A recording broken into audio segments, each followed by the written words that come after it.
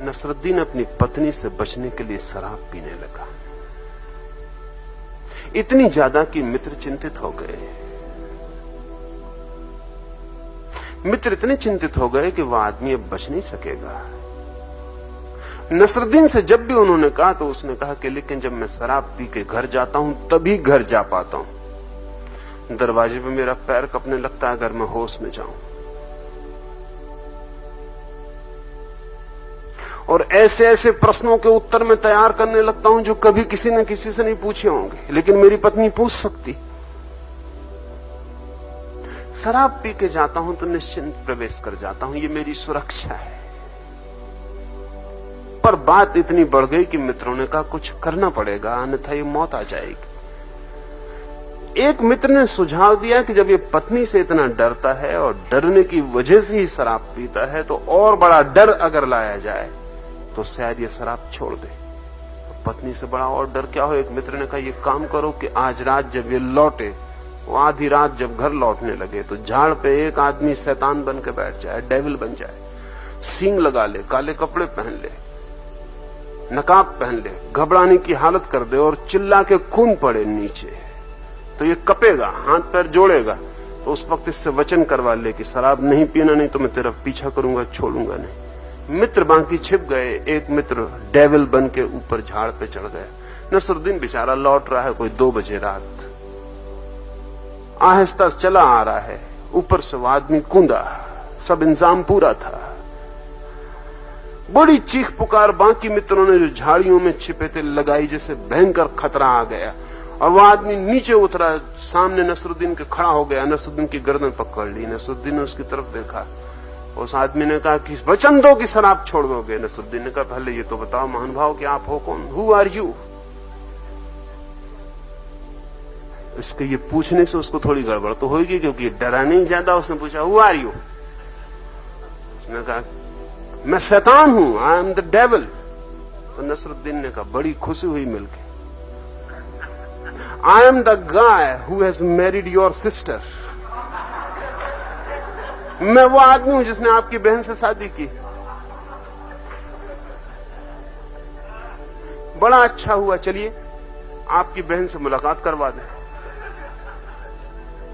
सब मामला खराब हो गया, सब मामला पूरा खराब हो गया। तो मित्र बाहर आ गए। उसने मित्रों से कहा कि देखिए बहुत मुश्किल से मिले हैं, इनको मैं अपनी बहन से मिला दूं। इनकी भी हिम्मत नहीं पड़ रही जाने की, ये भागने की कोशिश कर रहे हैं।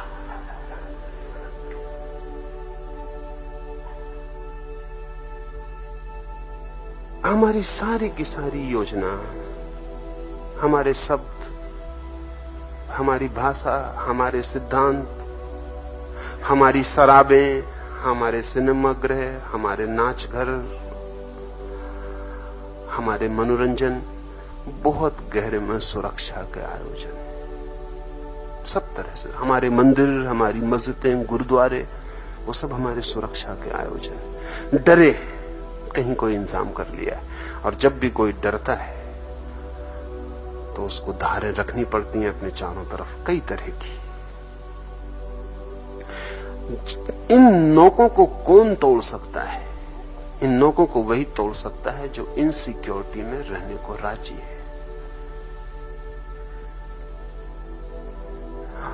लाओसे की दृष्टि को समझकर एलन वाट ने किताब लिखी। किताब का नाम है विजडम ऑफ इनसिक्योरिटी, असुरक्षा की बुद्धिमत्ता।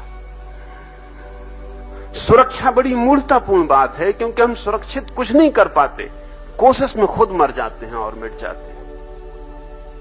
असुरक्षित रहने की बुद्धिमत्ता नहीं, हम कोई नौक खड़ी ना करेंगे, हम कोई पहरा ना बनाएंगे, और जिंदगी आक्रमण करेगी तो हम स्वागत कर लेंगे।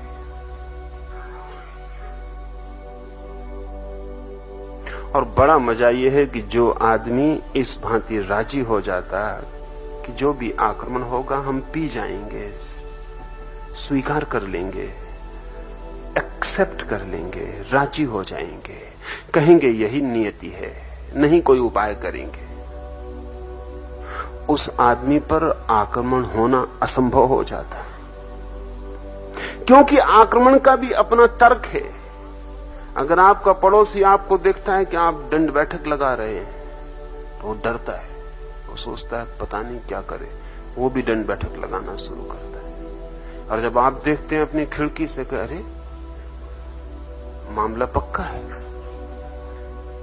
तो आप एक तलवार ले आते हैं और फिर ऐसा चलता। और ऐसा नहीं कि छोटे मोटे पड़ोसी में चलता, रूस और अमेरिका और चीन और हिंदुस्तान और पाकिस्तान सब में ऐसा चलता। एक की सेनाएं सीमा पर गश्त लगाने लगती हैं, दूसरे के प्राण कब जाते हैं, वो दुगनी सेनाएं गश्त करने। और जब ये दुगनी खड़ी करता तो निश्चित जो तर्क तुम्हारा है वही पड़ोस वाले का भी, वो भी सोचता है कुछ गड़बड़ हो रही। मनोवैज्ञानिक कहते हैं कि अब तक के युद्ध 99% मिस इंटरप्रिटेशन से हुए हैं, सिर्फ गलत व्याख्या से कि दूसरा तैयारी कर रहा है हमें मारने की, अगर हमने तैयारी न की तो मर जाएंगे। और जब आप तैयारी करते हैं तो यही दूसरे का भी तर्क है कि तैयारी ये कर रहा है किस लिए कर रहा होगा। अगर पाकिस्तान अमेरिका से अस्त्र शस्त्र लाता है तो किस लिए लाता होगा, हम ही को मारने के लिए। और आप अगर एटॉमिक कमीशन बनाते तो किस लिए बनाते, पाकिस्तान को मारने के लिए।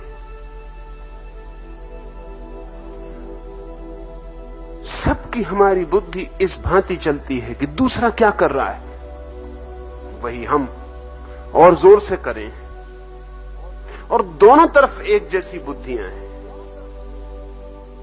इस प्रतिफलन एक दूसरे के बीच जो बिंब प्रतिबिंब बनते हैं, इनका जो अंतिम परिणाम होता है उसमें आदमी का कुछ बस ही नहीं रह जाता। ऐसा लगता है कि करीब करीब सब यांत्रिक घटित हो रहा है। लाओस से कहता है कि असुरक्षित हो जाओ,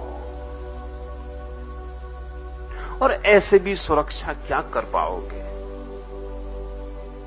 अगर ये पृथ्वी आज टूट जाए तो कौन सा इंतजाम है, और ये सूरज आज ठंडा हो जाए तो क्या करोगे, और ये सूरज आज दूर निकल जाए इस पृथ्वी से तो कौन सा उपाय है इसे पास ले आने का। कभी ये पृथ्वी बिल्कुल शून्य थी, कोई आदमी ना था, कभी ये फिर शून्य हो जाएगी। जिस दिन शून्य हो जाएगी उस दिन क्या करिएगा, किससे शिकायत करने जाइएगा। अनंत अनंत ग्रहों पर जीवन रहा है और नष्ट हो गया। ये पृथ्वी भी सदा हरी भरी नहीं रहेगी, ये नष्ट हो जाएगी। इंतजाम क्या है आपके पास, क्या बचाव कर लेंगे। लेकिन ऐसा ही है कि एक चींटी है और मुंह में एक शक्कर का दाना लिए वर्षा का इंतजाम करने अपने घर की तरफ लौटी चली जाए, और आपका पैर उसके ऊपर पड़ जाता, आपको तो पता ही नहीं चलता। सब व्यवस्था, सब सुविधा, न मालूम कितने सपने होंगे, न मालूम क्या क्या सोच के चली होगी, घर न मालूम किन किन बच्चों को वायदा कराई होगी कि अभी आती हूं, वो सब नष्ट हो गए। अब चींटी उपाय भी क्या करेगी आपके पैर से बचने का, सोच सकते हैं कुछ उपाय क्या करेगी। आप क्या सोचते हैं आपकी कोई बड़ी हैसियत है, चींटी को दबा लेते हैं इसलिए सोचते हैं कोई बड़ी हैसियत है। इस विराट जगत में कौन सी स्थिति है मनुष्य की।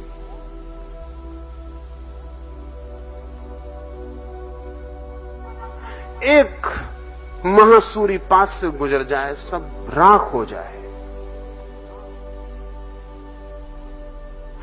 वैज्ञानिक कहते हैं कि कोई 3 अरब वर्ष पहले कोई महासूर्य पास से निकलने का मतलब है कई अरब मील के फासले से निकल गया, उसी वक्त उसके धक्के में, उसके आकर्षण में चांद जमीन से टूट के अलग हुआ। ये जो पैसिफिक और हिंद महासागर के जो गड्ढे हैं, ये चांद जो हिस्सा टूट गया जमीन से, उसकी खाली जगह कभी भी निकल सकता है। इस विराट जगत में जहां कोई 4 अरब सूर्यों का वास है, वहां सब कुछ हो रहा है। वहां कोई तुम हमसे पूछने आएगा, कोई आपकी सलाह लेगा,